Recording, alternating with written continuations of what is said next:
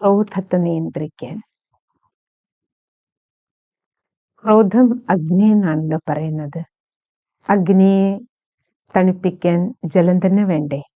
ക്രോധാഗ്നിയെ തണുപ്പിക്കാനുള്ള ശീതള ജലമാണ് ധ്യാനത്തിലൂടെ നമുക്ക് ലഭിക്കുന്നത്. രാജയോഗ ധ്യാനത്തിൽ നമ്മൾ പ്രാക്ടീസ് ആരംഭിക്കുന്നതേ ഞാൻ ശാന്തി നിറഞ്ഞ ഒരു ചൈതന്യ ശക്തിയാണ് എന്നുള്ളതാണ്. അപ്പൊ നമുക്ക് ദേഷ്യം പോ എന്ന് പറഞ്ഞിട്ട് പിടിച്ചിറക്കി കളയാൻ പറ്റില്ല. നമുക്ക് ചെയ്യാൻ കഴിയുന്നത് എന്താണ്? അഭ്യാസത്തിലൂടെ ക്രോധാഗ്നിയെ ശാന്തമാക്കാൻ കഴിയും. അതിന് ദിവസവും ഞാൻ ശാന്തി നിറഞ്ഞ ഒരു ചൈതന്യ ശക്തിയാണ്, നമ്മുടെ ഇരുപുരികങ്ങളുടെ മധ്യത്തിൽ പ്രകാശിക്കുന്ന ഒരു ചൈതന്യം, ഒരു നക്ഷത്ര രൂപത്തിൽ നമുക്ക് നമ്മളെ കണ്ടുകൊണ്ട് ശാന്തി നിറഞ്ഞ ആ ചൈതന്യം ആത്മാവിൽ നിന്ന് നമ്മുടെ ശരീരം മുഴുവൻ പ്രസരിക്കുന്നത് ഫീൽ ചെയ്യാം. അപ്പോൾ എല്ലാ കർമ്മേന്ദ്രിയങ്ങളും ശാന്തമാക്കും.